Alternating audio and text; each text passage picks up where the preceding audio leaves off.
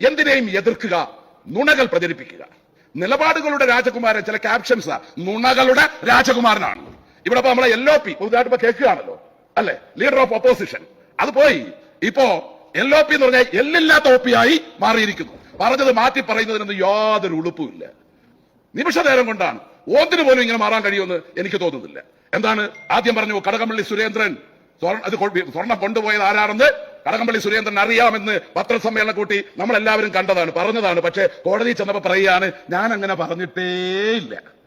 അതുപോലെ തന്നെ നമ്മുടെ ബഹുമാന്യായ കേരളത്തിലെ ജനങ്ങൾ മനസ്സുകൊണ്ട് അംഗീകരിച്ച, കേരളത്തിലെ വിദ്യാർത്ഥികൾ മനസ്സുകൊണ്ട് ആരാധിക്കുന്ന വിദ്യാഭ്യാസ മന്ത്രി ശിവൻകുട്ടി, ആ ശിവൻകുട്ടിയെ ആക്ഷേപിച്ച നമ്മൾ കേട്ടല്ലോ.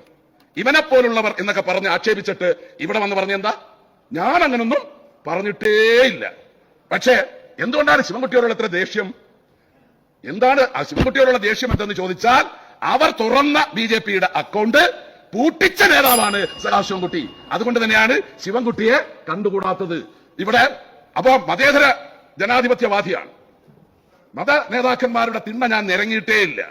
മിനിറ്റുകൾക്കുള്ളിൽ സുകുമാരൻ നായർ പറഞ്ഞു 1.5 മണിക്കൂറായി എന്റെ തിണ്ണി നിരങ്ങിയതെന്ന്. പക്ഷേ എന്തിനും ഏതിനും പ്രതികരിക്കുന്ന അദ്ദേഹത്തിന് അതിന് മിണ്ടാട്ടമേ ഇല്ലായിരുന്നു. മെത്രാന്മാരുടെ സിനഡ് യോഗത്തിൽ പങ്കെടുക്കാൻ പോയി, ഔദ്യോഗിക വാഹനം ഒഴിവാക്കി, പൈലറ്റ് ഒഴിവാക്കി പോയി. ചോദിച്ചപ്പോ പങ്കെടുത്ത് എന്തിനാ പോകുന്നത്?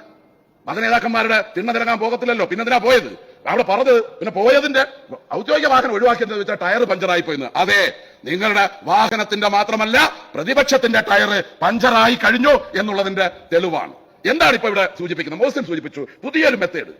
ഇവിടെ കേരളത്തിന്റെ വികസനം ചർച്ചയില്ല, ക്ഷേമ പ്രവർത്തനം ചർച്ചയില്ല. ഇവിടെ ചർച്ച വിശ്വാസം, ജാതി, മതം.